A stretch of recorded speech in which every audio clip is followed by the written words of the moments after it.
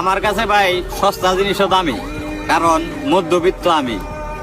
মধ্যবিত্তের যন্ত্রণা বুঝো, যারা মধ্যবিত্ত অগজায় দিকে যন্ত্রণাটা কত বড় বা কতটা ভয়ঙ্কর।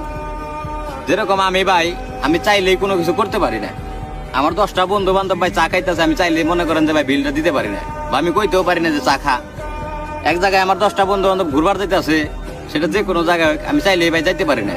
যখন ডেট করে ভাই তখন খুব কই যে হ জামু জামু, কিন্তু পরবর্তীতে যখন বাসায় যাই, যখন ভাবি অ্যামাউন্টের কথা যে আমি টাকা গুলা কই পাবো, তখন কিন্তু ভাই আমি যাইতে পারি না।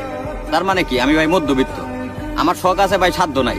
মানে আমারও অনেক ইচ্ছা করে ভাই আমি একটা ভালো হোন্ডা কিনুম, ভালো বন্ধু বান্ধব ঘোরাফেরা করুম, বা আমি একটা সুন্দর গেট আপ নিম, সুন্দর ড্রেস আপ করে ঘুরুম, কিন্তু ভাই ওই সামর্থ্যটা হয় না।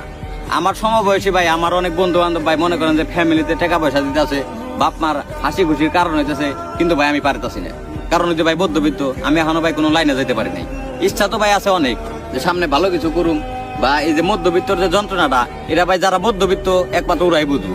মানে এটা মধ্যবিত্ত পোলার যে ভাই কতটা আশা থাকে, মানে যারা মধ্যবিত্ত একমাত্র ওরাই জানে। মানে রাত্রে ভাই ঘুম আসে না, কখন মনে করেন যে ভাই নিজের একটু গুছামো ভাই, কয়টা টাকা পয়সার মালিক হবো ভাই, মানে নিজের যে শখ গুলা এইগুলা ভাই পূরণ না করতে পারলে, এই বয়সে আমি যদি মনে করি এই বয়সে যদি পূরণ না করতে পারি ভাই, তাহলে বুড়া বয়সে ভাই পূরণ করে লাভ নাই তো ভাই। কারণ শখ ভাই, শখ করার সময় ভাই এই সময়, চাইলেও মনে করেন যে ভাই একটা জিনিস